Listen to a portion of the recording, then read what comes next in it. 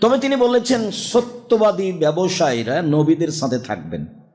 বহুবার বলেছি, বলতেই থাকবো ইনশাআল্লাহ।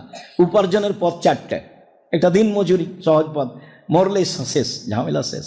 2 চাকরি, 25 দিনে টাকা শেষ হয় না এমনটা নয়, স্বাভাবিকভাবে হয়। 3 জমি চাষ সমান সমান, না হলে লস। 4 ব্যবসা।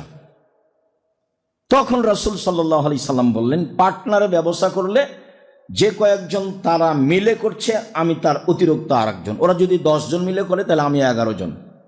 ওরা যদি 3 জন মিলে করে তাহলে আমি 4র্থ জন। ওরা যদি 2 জন মিলে করে তাহলে আমি 3য় জন। তবে এটা খুব কঠিন। একজন যদি একটু 19-20 করে, আরেকজনে না বলে 10 টাকা নিয়ে চলে গেছে, তখন আল্লাহ বলবেন যে হলো না, তোমরা থাকো, আমি গেলাম। তখন গন্ডগোল বেঁধে যাবে, মামলা মোকদ্দমা হবে, একজন টাকা নিয়ে আরেকজন চলে যাবে। কি যে ঝামেলা তা আপনারা জানেন, ভালো বুঝি যারা ব্যবসা করেন। তো নিজেই ব্যবসা করেন, সত্যবাদী ব্যবসায়ী নবীদের সাথে জান্নাতে থাকবেন, এভাবে তিনি বলেন, রাসূল সাল্লাল্লাহু আলাইহি ওয়াসাল্লাম যা বলেন।